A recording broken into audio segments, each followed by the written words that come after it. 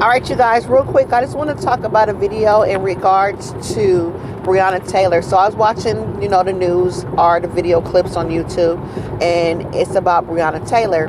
And in that clip, it stated more evidence in regards to her fatal shooting that was caused by the police department who entered her home and shots fired.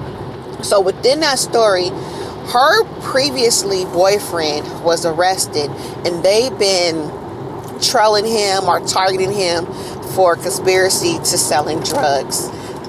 He was not convicted recently, but in the past, and they thought he was still up to his same old goods.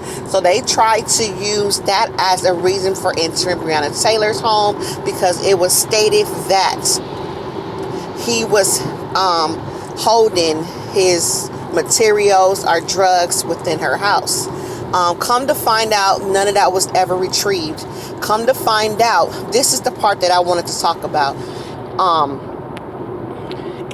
After they picked him up and tried to convict him and for holding until until they try to find any evidence to prove that he was selling drugs, they told this man to put a statement that he was selling drugs out of Brianna Taylor's home, and that's what give them the rightful rights to enter into her home off of trying to retrieve drug charges or convictions or drug case. They told this man, if you say this, we'll give you a lesser plea. If you say this, we will give you probation. If you say, they're telling him to say all this stuff, and I give it up to this man, because even in the midst of him going through all this, I know he's like, oh, if that can get me off. And this man's told, like, no, I'm not doing that, because he's trying to save her name like she was a good person. She doesn't deserve to be having that falsified against her. He said no.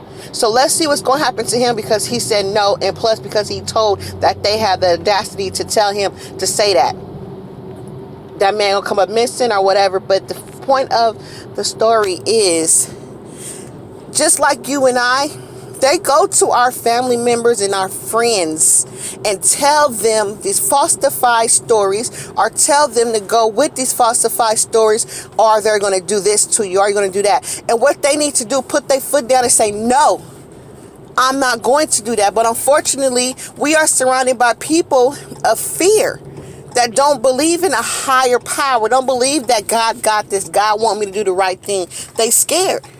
So they are falling for what these tactics are being done to all these innocent people. It's so many innocent people that's in jail for 44 years, 30 years, because they have people to help them convict them based off of lies. So that was just another example. All these examples are coming out because I know a lot of people have the questions of why, how is this being done? Why? Who is in charge? Who is doing this?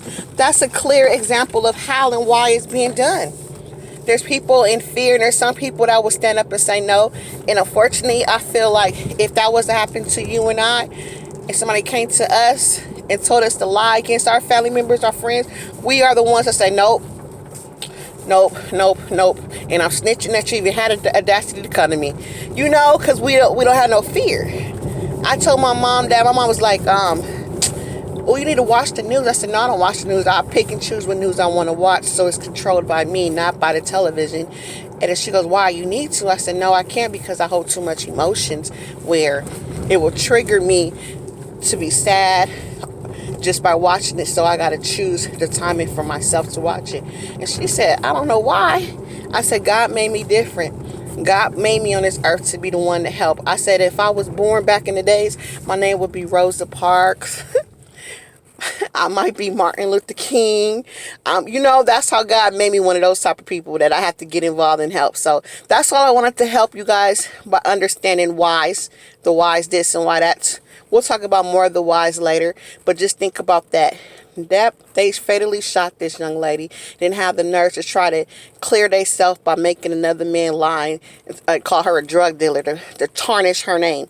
My name is tarnished, but I live every day and say, who cares? If those are against me, I don't care, long as God is for me, because God has proven more and more every time that he has the last say so. Look at all these people coming to you on these jobs, harassing you. Yeah, it's hard to be mobbed at these jobs, but God has the last say so.